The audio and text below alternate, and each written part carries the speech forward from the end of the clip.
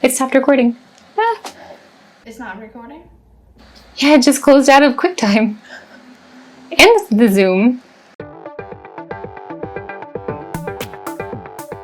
Hey everyone, welcome back to Fashion Design with Hannah. Today I decided to try a little bit of a podcast setup, something that's really more for easy listening. You don't have to watch the screen, and it's something that you could listen to while doing other tasks like working or sewing. So I brought along my friend Thuy, who is a fellow designer, and we'll be discussing everything that is within the fashion industry right now. We also recorded an extended cut, as this is a little bit more of a trial. If you do like this video and more of the podcast setup, feel free to leave a like and a comment down below. If we can go ahead and get 15 likes on this video and some great positive feedback on the podcast setup, I'll go ahead and release the extended cut of this fun episode with Thuy. And because I don't think an intro should be really long-winded for a podcast, let's go ahead and start the video. So here we are sitting with my friend Thuy. She is a designer in the industry. She has 8 years of experience, and I figured we'd have her on so that way we can get more information from other people who are in the industry and kind of have like a little conversation. So you can hear from other designers as well, not just me. And she didn't attend one of the top 3 fashion design schools in the world. However, I think she's doing pretty dang well in the industry. So go ahead and tell us about your experience, where you studied fashion design, and how you think it has helped you in the industry. Hi everyone. I went to the Fashion Institute of Design Merchandising in Los Angeles. From my personal experience, I think that it would help if you obviously go to the top 3 school in the world for fashion design, but I don't think that is necessarily, because you'll see that most of the people in the industry just go through, generally the school here in the state like FIT or FIDM or Parson. But overall, in school is where you learn most of the basic. As you know, the fashion industry, people don't really use their hand to design anymore. Most of what we do is on computer, and once you learn the basic in school, I think that you're gonna grow as a designer by working and having good bosses and coworkers who will teach you things and help you grow. Yeah, I noticed that there's just a lot of stuff that they don't teach you in school. Even though I went to FIT, there is so much to still learn on the job. It's almost like having a whole nother education on top of what you just finished. Yeah. What made you decide to come to New York then? Well, when I graduated in Los Angeles, the job market was kind of small, and I was just looking for other opportunity and see what else is out there, and I just thought, well, why not New York, the US capital of the fashion industry? So here I am. And so sometimes I feel like the fashion industry is actually very exclusive in the sense that not much is shared outside of the workplace. So what is something that you wish the general population would know about the fashion industry? So I think that the one thing that the fashion industry doesn't really show is like how non-existent the term benefit is. I've worked in many companies, and I just have to say that comparing to my friends who are in other industry, we do have the worst benefit. Many companies doesn't even offer health insurance, and the health insurance they offer would be, I don't know, 1/10 of your salary. If you are making $35,000 a year, it's a lot, and a lot of time you are like looking down upon if you are taking long vacations.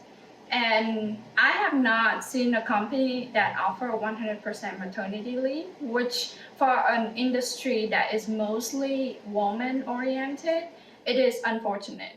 And I think that that's something that not only on a company level, it's also in state and federal level that it needs to be offered to all the industry, but the fashion industry is the worst when it comes to benefit.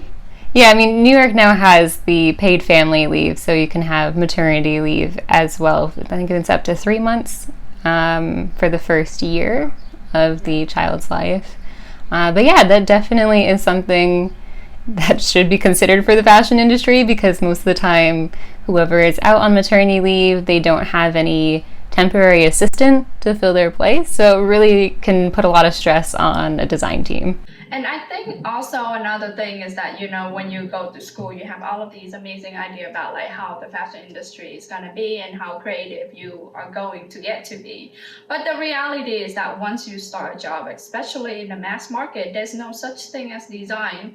And eventually, if this is your career, you just kind of have to come into terms with it, because, it's mostly we're copying design from other companies. And we call it inspiration, but that's just the way it is.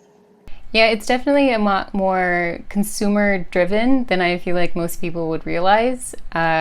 We pay attention so much to what people are currently buying, especially in fast fashion, to where we no longer have this beautiful like inspiration page where we're just like, wow, this beautiful palm tree, like that's so inspiring. No, it's like, so what's at Macy's, what's at Nordstrom's, what are they selling? And how do you feel that the young consumers are nowadays? Like, do you feel like they have an influence on it? Because we both have worked in the juniors part of the industry. How do you think that correlates? I think that the young consumer definitely are giving a lot of different views of how to dress and where to shop.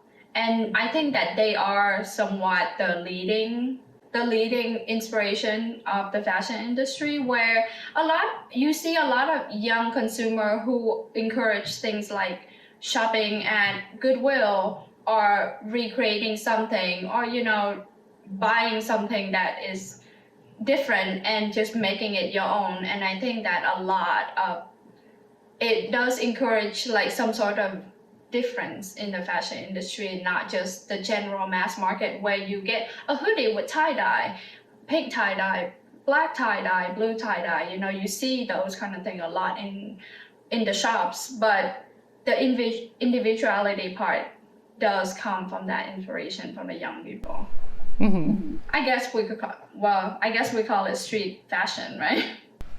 Yeah, that's true. I think that many young consumers are now very aware of how much the fashion, not just the fashion industry, but particularly the fashion industry, is affecting the earth. You can see it in social media about younger customer wanting to buy more sustainable clothing, things that have recyclable material mixed within the clothing. And you can see the shift with many different industry, like renewable energy.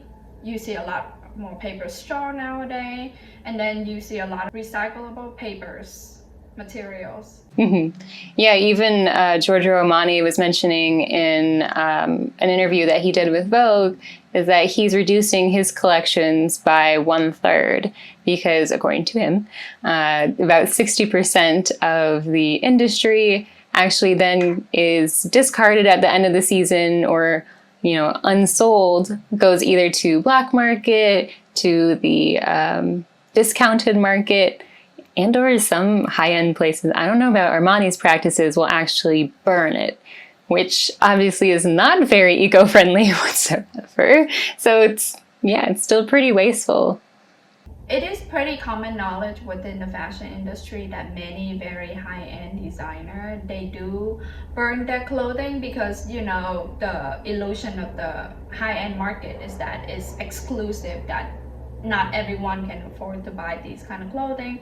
So of course, at the end of the season, if they do have leftover goods, instead of donating it, a lot of designers will obviously burn it or discard it in some way. Which is like a huge problem, because obviously waste is a big issue that everybody is kind of conscious of it.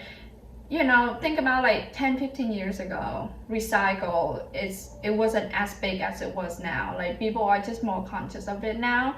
And globally, the fashion industry produced 13 million tons of textile waste yearly. And that is a lot of waste. And where do you think they end up? Landfill.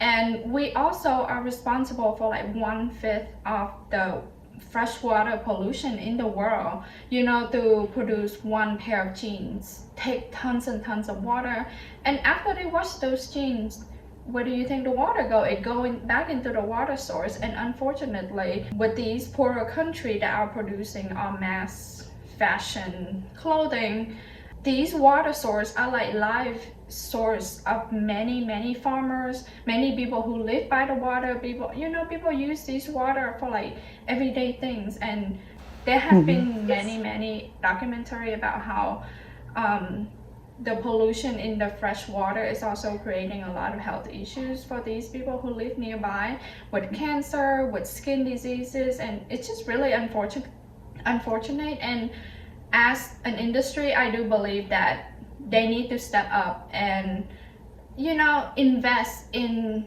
recyclable water, or like do something that there should be like some sort of recycle waste, and not just release it into the water where it's gonna affect people. Like, treat it before it leaves the facility, sort of thing. Yes. So in turn, you're making a lot of profit by not having to provide these extra steps. But at the same time, 50 years down the road, where do you think our world is gonna go? Right. There's just gonna be a lot of sickness, and why not prevent it earlier than just wait until it gets so bad? Yeah, you're not really saving much money if I chose a $10 tank versus like a $20 tank, because the $10 tank might have a lot worse processes behind it. And in those processes, it starts spreading out into the environment. And then you could pay for that in a lot more money down the road for your health risks, for all of the effects done to your health. And, not just yours, but the rest of the world. For sure. I personally are a lot more conscious when I buy clothes nowadays compared to how I used to be when I first graduated the fashion industry. I want to buy things that obviously is gonna last me a lot longer. And there are many places now that offer for recyclable exchange. You can always donate it to Goodwills and all of these places who secondhand shop, or you can bring it to H&M, because they have a recyclable box now, and I believe you get a discount for. Yeah, I think it's a 10% discount on your next purchase. 10% is something if you're shopping. Yeah, it's cutting off tax, and there's your discount that you were looking for. For sure. So as you were saying, it can be hard to find benefits for the jobs in the industry. But on top of that, sometimes the work environments aren't always very happy. They can be very stressful and exhausting. And I feel like some movie depictions are actually pretty accurate, even though some people will feel like they are quite exaggerated. Like Devil Wears Prada, and you had Miranda being the kind of evil director, basically. And there's even a New York Times article that was talking about Cruella, saying that they were making the fashion designer a cliche, terrible person, kind of villainous. However, it can be that way in the office. There can be a lot of cattiness. I think companies are a little bit more aware of the fact that this can happen, but it still does. I mean, how do you feel about that? I definitely agree with you. Out of all of the jobs that I have in the fashion industry, it just seems like no matter where you go, the management is the problem. We're all here to work to make profit for the company. Ultimately, we do our job and we go home to our family, but it just seemed like a lot of them view this job as their life, which I find it quite interesting, because even if it is your life, it's not right to treat people a certain way. There has been, actually, my job that I shared with Hannah a couple years ago, I had a terrible boss. Every day it was so dreadful coming into the office, and it wasn't even work related. The work itself was stressful, but the environment and the person is what make the job so bad. And quite frankly, every job has been like that. I can't say the fashion industry is all bad. I have met many amazing people who I become friends with within the industry. But a lot of the bosses that either been in the industry, from my personal opinion, been in the industry for too long and they have no real concept of how things work. They just want result, but then nobody is able to make a decision.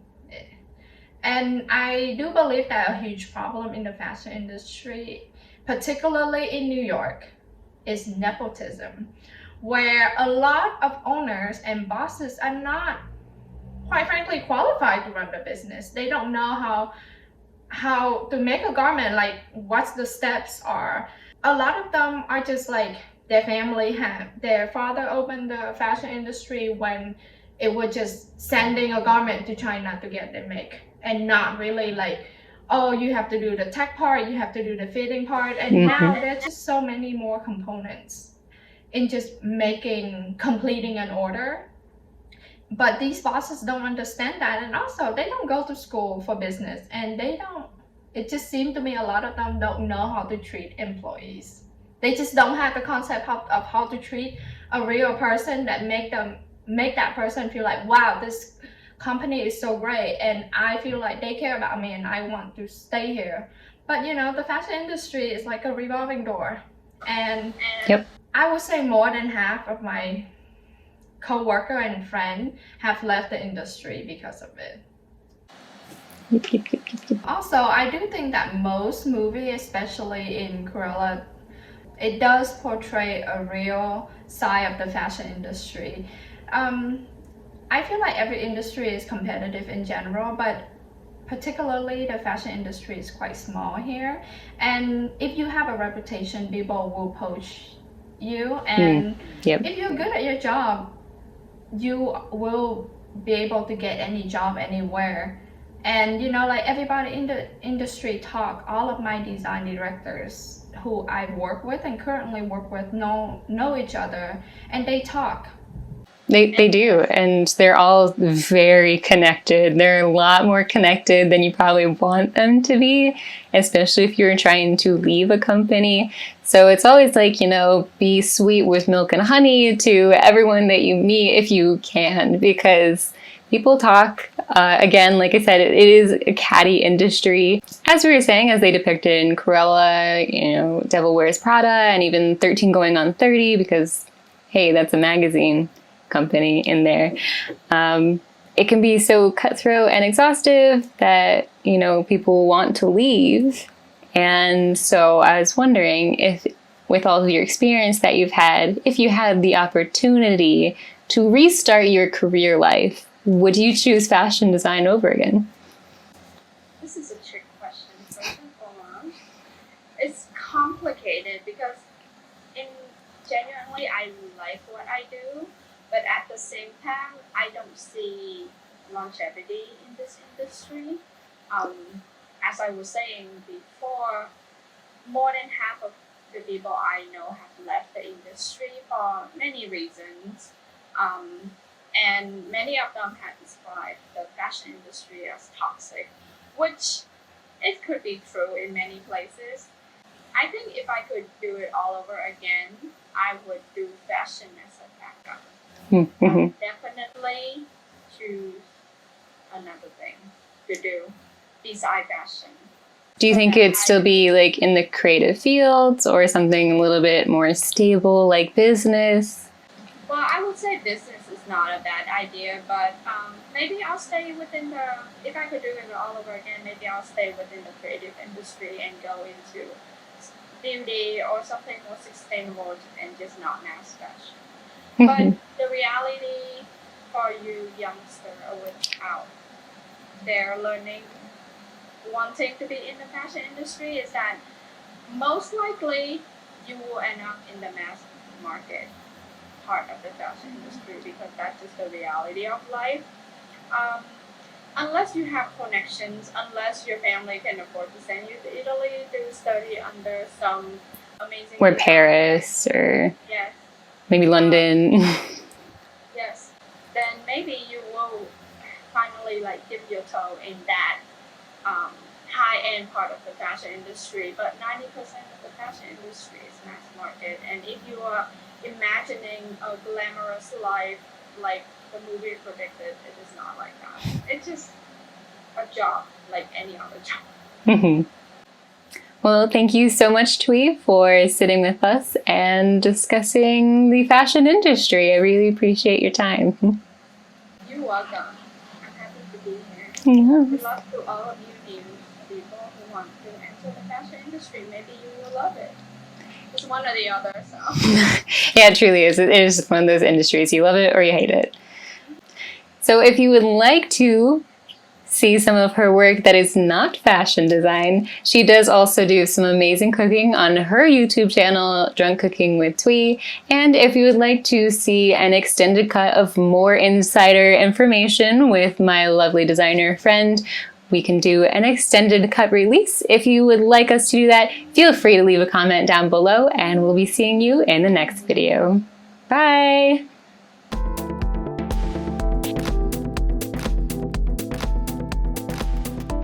And because I don't want this intro to be super long-winded for a podcast, let's just go start the video. Are you thinking of a question? Yeah, I'm trying to like draw the connection between